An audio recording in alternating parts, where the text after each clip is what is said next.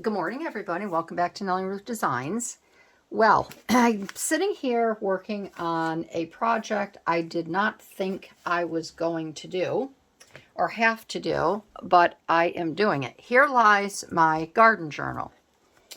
So if you want to know what I'm doing, I'd love to have you stick around. Like I said, I did not plan on this, but I'm figured that I want to show people that not all is lost when you have a gator mouth journal and you don't like the way it is closing, and you feel that, oh, sorry about that.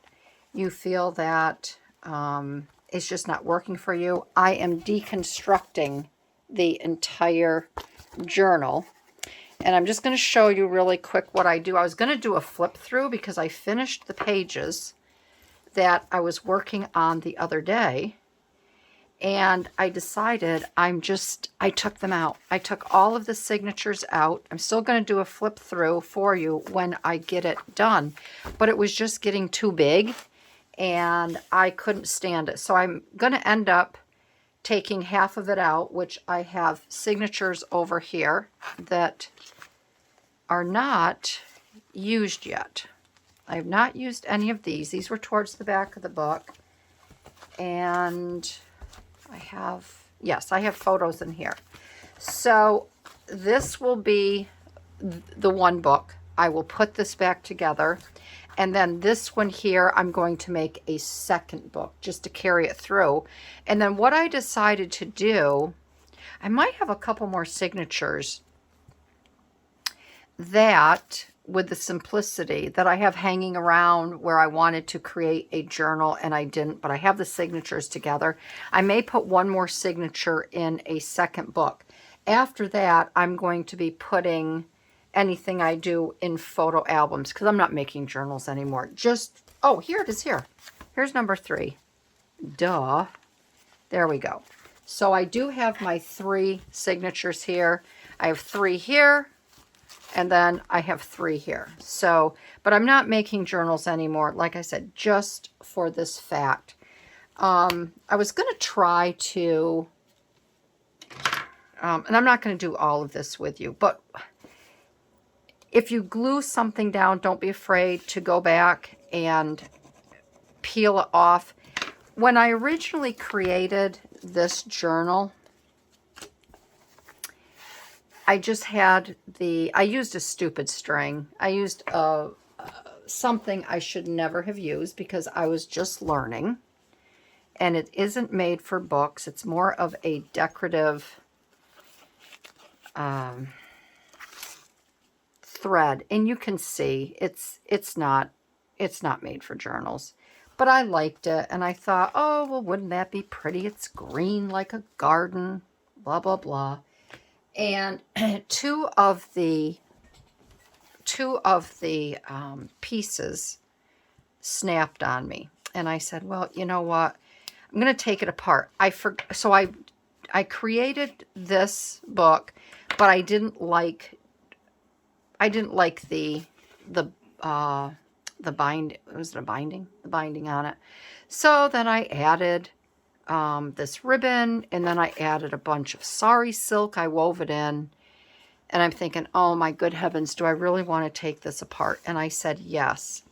So what I'm doing right now, and I just want to show you, this I used 3-in-1 beacon glue, which is your fabric glue, and I have to take these out. And this is kind of hard. This was glued down. This is part of the, I'm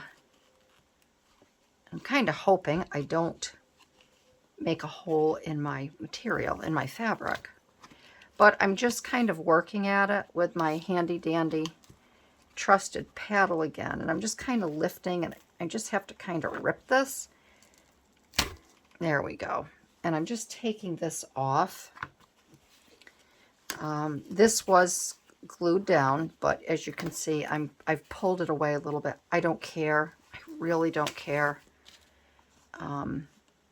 Again, this is just for my use. It's not like I've made it for someone, and I can always put another piece of fabric over this to jazz it up a little bit, but I have to get this off first. And I know you want to use strong adhesives when you create journals, but when you do, just make sure that if you're new to journal making, you just have to make sure that you don't add too many signatures, because it does get fat. You have to think what you're going to put in it. If you're going to put, I think that'll be okay. It's a little rough. I may put another piece of fabric over here, or some lace or something. Wondering if I could heat that up with a steam iron and kind of melt it and pick it up. What I might be able to do is take freezer wrap and put the freezer wrap over this, iron it, and I bet you that glue would melt. I might try that, and that would come right up. The other thing you might want to consider when you are making a journal is using, not sewing your things in, and I may not sew these in. I have elastic that I can put on the outside, and I may go that route. And don't ever cover up like I did. Don't ever cover up your thread that you have used to decorate the outside, just in case you have to take it apart or you have a signature that gets too fat and you want to deconstruct a journal you've already made.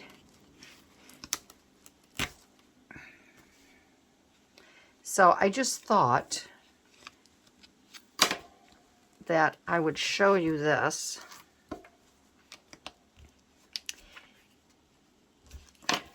And just let you know that all is not lost. Ouch. If you make something and you really don't like it, you can redo it. It's just going to take a little. I'm supposed to be in the gym right now working out. I was going to do a really quick flip through video, and then I saw this and I'm like, oh shoot. So I have this off, and I'm going to leave you. I'm going to go in the gym and do what I intended to do. Is go in and do a nice workout and go on my elliptical. And then I will be back. I don't know when. My daughter-in-law and her husband, my granddaughter, are still here. They're here for a couple more days. Today's Friday. So I know she's coming home for lunch. We're going to have lunch. It's been a very busy week. It's been a great week. And I'm also going to try the freezer paper and iron this. And I bet you this will melt and I'll be able to bring this right up. But when I put these back in, you will see this is going to be much better. I want to take these out here. I want to get rid of these. I can't wait to do the flip through with you so you can see how I've journaled in here. You're seeing actually one page now. And I do have some photos to add.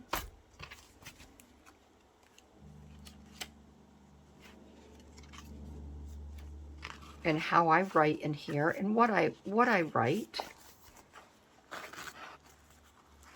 I don't know what I was thinking. Silly me with this type of thread. You can tell I'm not a bookmaker. I try. So once these get in here, I will respace them and see, it will be much nicer. And I still have room to finish out if I do anything in 25 or 2026. I have room in that little one. I'll respace these, and that'll be a perfect size journal. It's not going to be too big.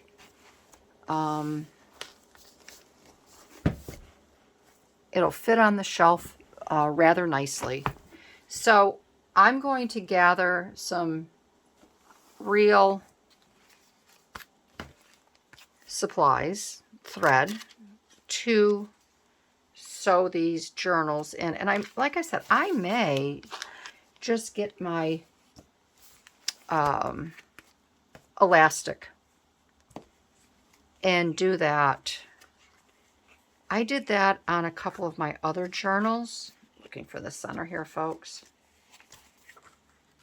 And I really like it, just wrapping, because then you can slide in. Carol, was it Carol? Who does it? I don't think Carol does it. Somebody, that's all they do is use the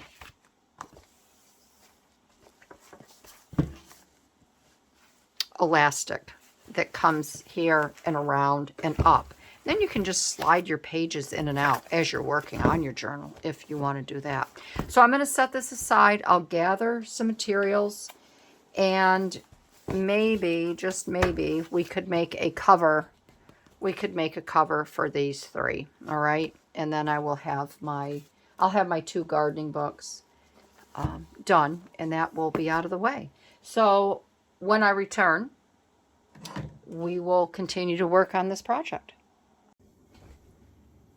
Alrighty, well, I got everything done. As you can see, I have my 3 signatures sewn in, and the book is so much better. My last signature here, I can fill in nicely, and it's not over abundant with pages. So, and I did find I'll show you here. Here's I forgot I had, this is just so silly of me. I forgot I had this little kit, and I have actual thread in here. It's a wax thread, which everybody, you people that make these books all the time, you know the right way to do it. So I did find that, and I used the proper materials to sew my signatures in.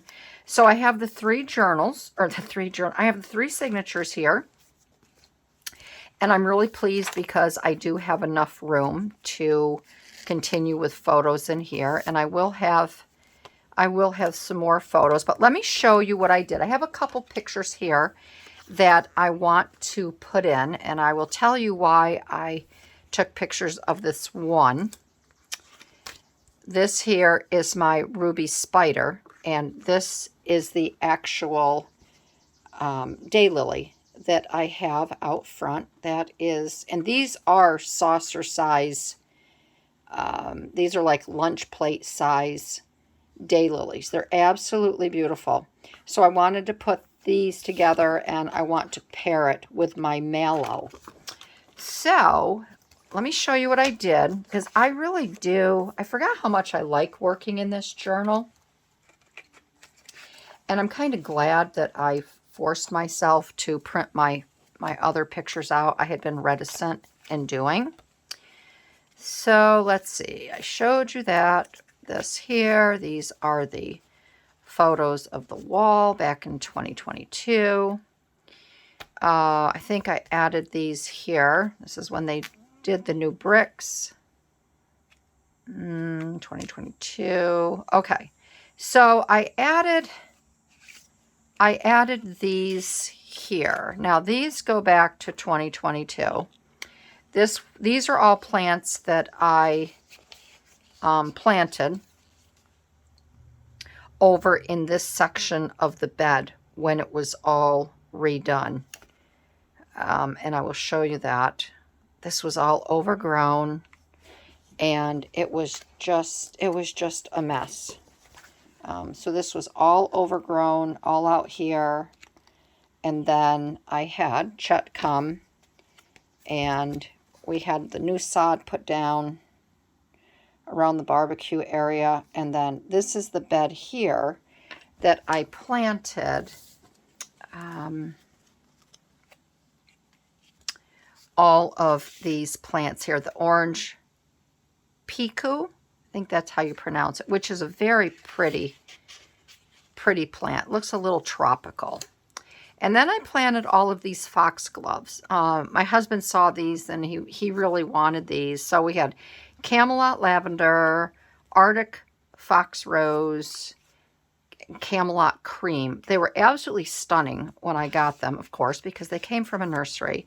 And then I planted the Laura Garden phlox, which I love phlox. I always have a very hard time growing them. And this is the nursery that we went to.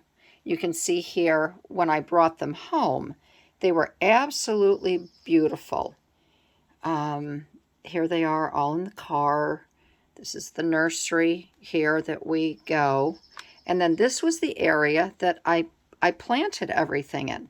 Now on this side we have a very large boulder wall. And it houses a lot of critters. It houses voles and moles and mice and sometimes snakes. And rabbits love to hang out here. So this was after I got everything planted. And everything was just beautiful in here. All of these foxglove. These are a type of sunflower. And my girlfriend, my weaver neighbor, does all the weaving. She has these in her yard and she wanted to divide them up.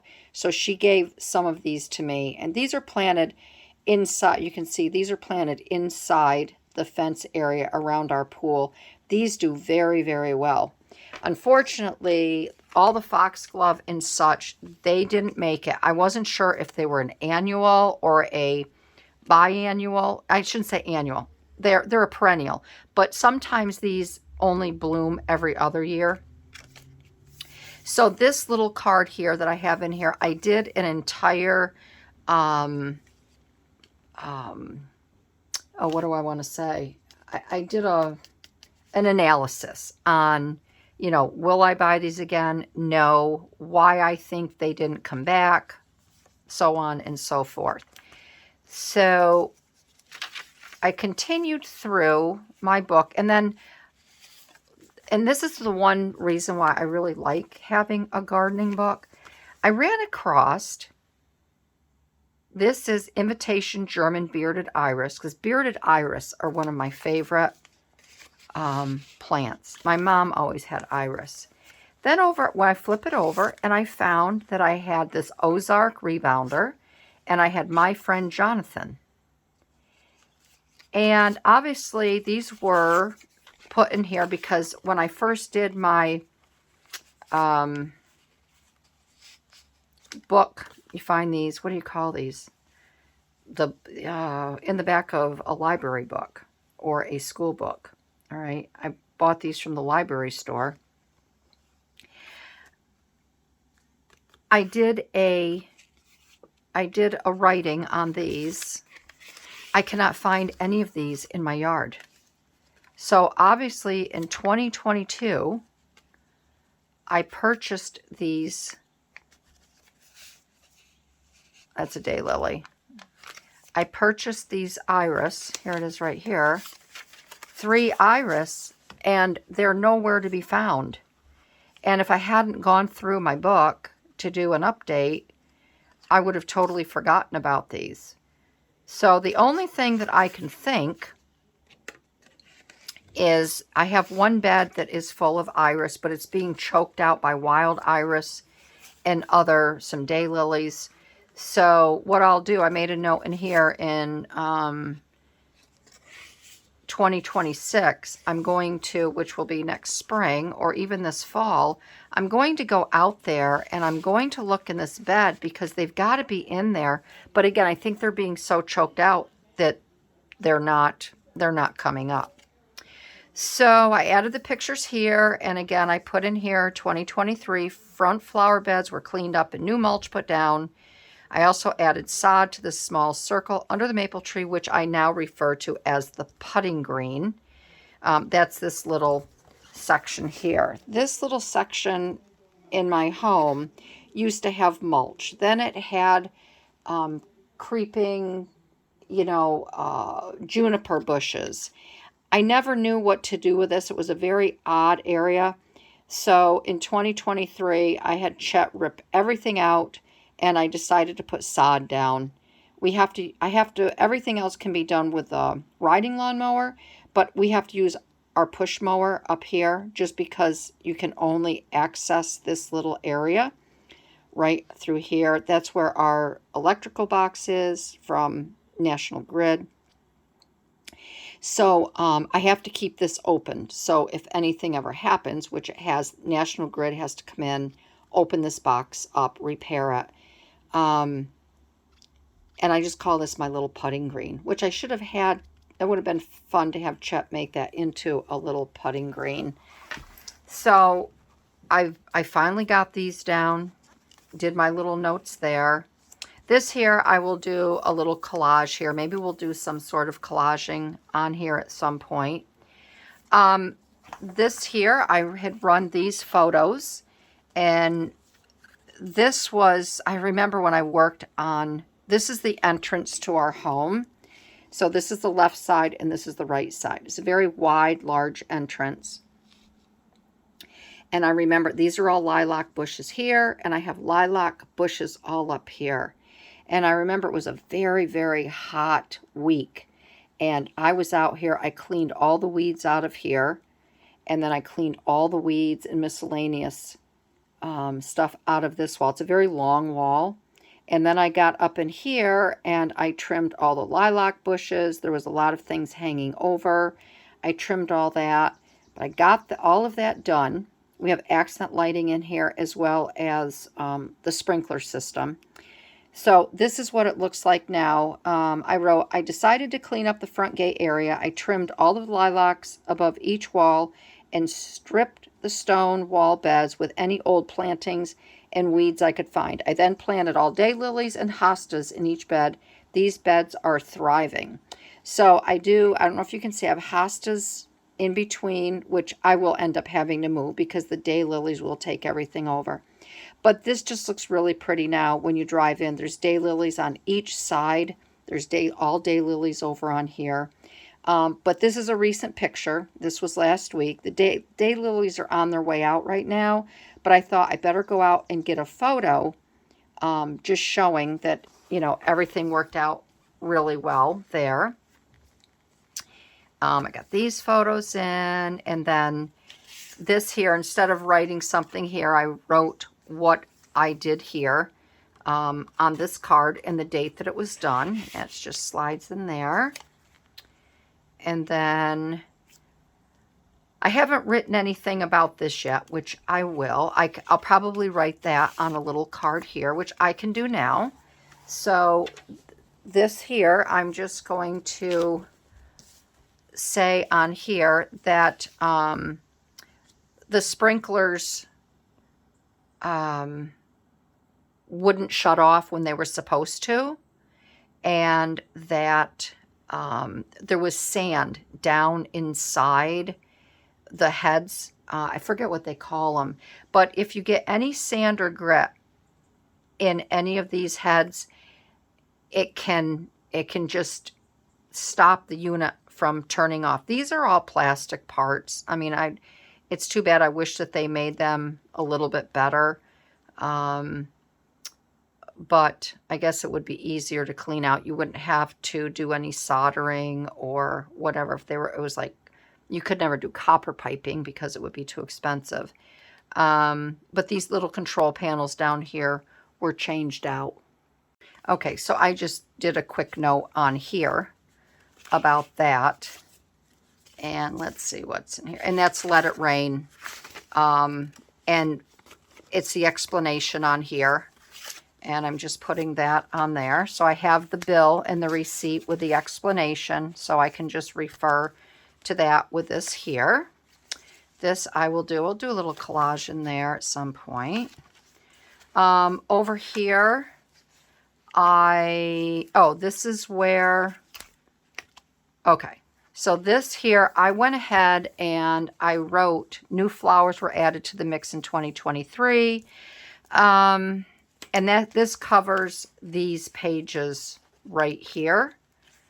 I put the back pool area, saw a few new varieties join the party. Two of my favorites is called Humelo Bettany. Is that what you... Betoni? I don't know. Favorites is called, okay, or Humelo Lamb's Ear. This plant has the sweetest flowers on them and are more of a lavender shade, a very pretty color. Both plants right outside the kitchen window bed, that's where I decided to put them, have wintered very well and thrive amongst the daylilies, hostas, astilbe, and bee balm. I would definitely plant more of these in other beds, but not where the deer roam. Shasta daisies. So these are my Shasta daisies right here. So this is Shasta. This is the, right here, the Humelo Bettoni. All right, that's those there. Okay, and this is a daisy. These are my daisies here. Shasta I put daisies were purchased and planted in and near the pool area. They have come back each year, only last a few weeks, and deadheading needs to take place. And then I have another flower here is another variety of Shasta daisy. It is one of my favorites. The flowers are very full and very, very pretty. Another perennial that has come back each year. I'm waiting for these two varieties to spread. So I have the pictures of them here. And then I did correct, this is a really, these look like really puffy pillows. These are a really pretty daisy, and they're actually called Lemon Puff Shasta daisies, okay? So I corrected my description over here and put that there. So that's done. And then another, what I did in 2023, how Chet came and redid the entire front entrance. And then I just put a little verbiage here for these two, verbiage here. Added new sod that is going over to here, and you'll see a number 1 here. I put here large mulch area and flower beds were removed at gate entrance and replaced with sod. Refer to photo 1. So that this here at one point was all different plantings and mulch, which I had all ripped out, and then he just replaced that with the sod. So I referred this picture here to this over here. And then here I talked about the benches.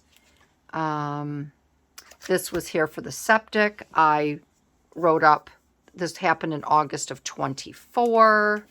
I did that, got that done.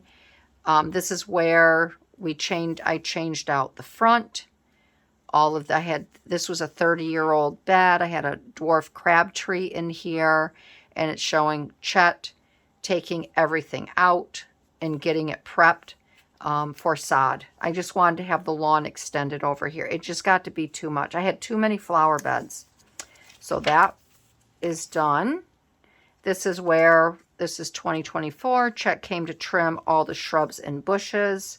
So I've got July 2024. So this all goes together here.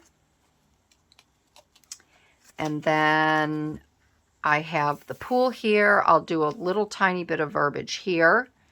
But then I put here 2024 is when we had to replace our pool liner. I did have to get a new cover, so I'm also going to make a little thing over here about how we had to get a new cover for the pool too. That was in 23. So that is all done. I just added some fun. I went over to my boys' scrapbooking stickers, and I added some fun little stuff there. This was the water well that we had to have done. So I have that listed in 2024, what Parker Water Well did. What else? This is new. This is 2025. This is what I bought this year for fertilizer, lawn fertilizer, and my plants. So I have all of this here. And then these are the plants that I recently bought. Scabiosa. I did a bee balm, balmy lilac, and then I did this here, the liatris. I love liatris. So I will take photos of these and I will put them in the book here. So that's done. And okay, so then over here, I finished where we had to have this was in 2023. And we redid some of our portico here. Then we had because we live on the side of a mountain, we have a lot of hydrology and the water runs underground constantly. So we have boulders and such that over the years, they've created large humps in our driveway. So you can see here, this was a very large boulder that had come up through, and it was more of a speed bump when we drove over, and it got to the point where my son parks his car in here, this part of the carriage house, and he couldn't drive over. He had to drive kind of around it and somewhat on the lawn. So it was time to get this boulder removed because water, as you know, is very forceful, and even though we don't see it, it does pushes everything up. So I have the photos over here of the boulder. I called it Bobby the Boulder, being loaded into the truck and taken away. So I have all of those photos. We had some small boulders in here and dips. We had a French drain put in at one point down in the driveway, and because of the water, the hydrology, and the rain, it started to curve in, and it was a nuisance to drive. If your tire got stuck in it, it just wasn't good. So we had the driveway patched and had to have the sprinkler line moved because that ran across the driveway. So it shows my boys here taking care of that. And then those are just the final. But that was a very large boulder. It was really a nuisance. So that's all done. And that's all I have. I've done nothing this year. I'm going to take a break, I said, for a couple years of doing anything around here. So, like I said, I have these two photos here. And I found this in my potting shed the other day. And I'm like, oh, I never put it in my garden journal. Because I didn't remember that. Oh, you should see the size of the moth that just landed on my screen. So, all right, let me get these in here. Where can I put them? And the reason that I have this mallow, this was given to me. This came from my grandma, the old homestead, and my dad took it when he and my mom got married, and he gave me some seeds. And the mallow, over the years, it's taken a long time for this mallow to mature. We've been in our home for 32 years now, and it's just I have little pockets of mallow all around in my different beds.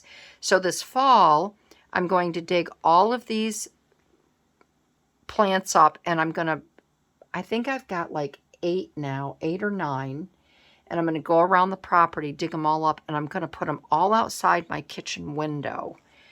But I did find on the back of this, which I thought was very interesting, it says this ruby spider can be paired with coneflowers, which I purchased this year, perennial sunflowers, rose mallow, Shasta daisies, which are out there, tall garden phlox, which I replanted, and stonecrop. I don't know what stonecrop is, but this is rose mallow.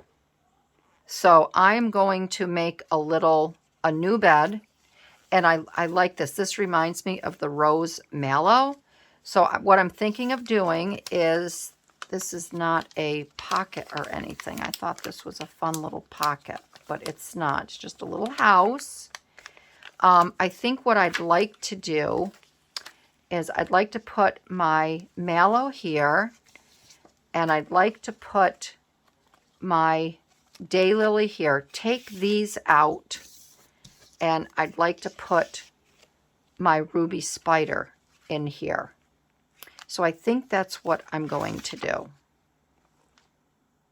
I hate to cover her up because I think she's a sweet little thing to look at. So let me see if I can find another spot to put these. I might be able to, I could move her. Let's go back. I don't know what everybody's doing downstairs, but all I hear is laughing and being very loud. So they must be doing something fun.